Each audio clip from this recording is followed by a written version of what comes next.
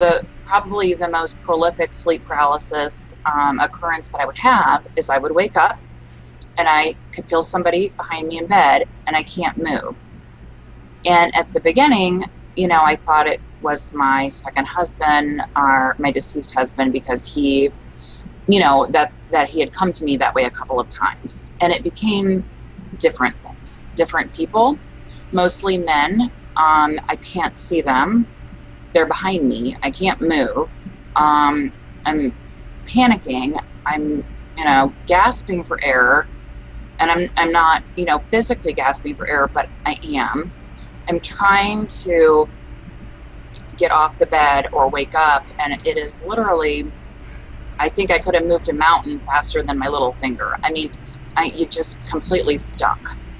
And so these people would be behind me in bed, and then they would usually resurface over the top of me.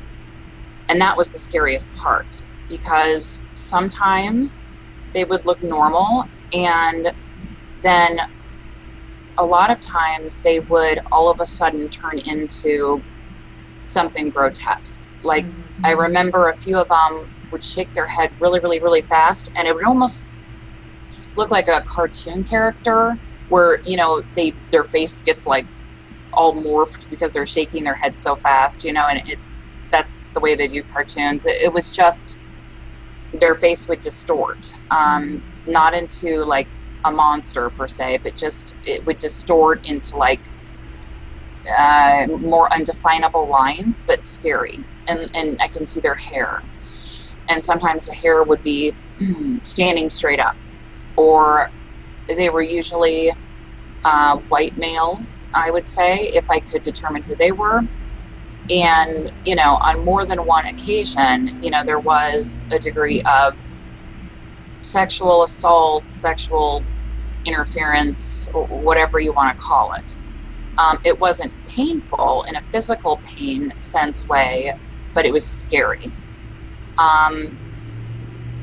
And the thing is, I knew, I am again in my room, and I can see outside my windows, and I can see the moon, and I can see my exercise equipment, which sits to the right of my bed, and everything looks exactly as it is. And when I wake up from these episodes, it doesn't look any different. If there's a moon outside, I can still see it. But I remember drifting off and being paralyzed and just sitting there, and there's an old man, this time on my side of the bed where I can see him. And I remember, I can close my eyes and still remember what he looks like.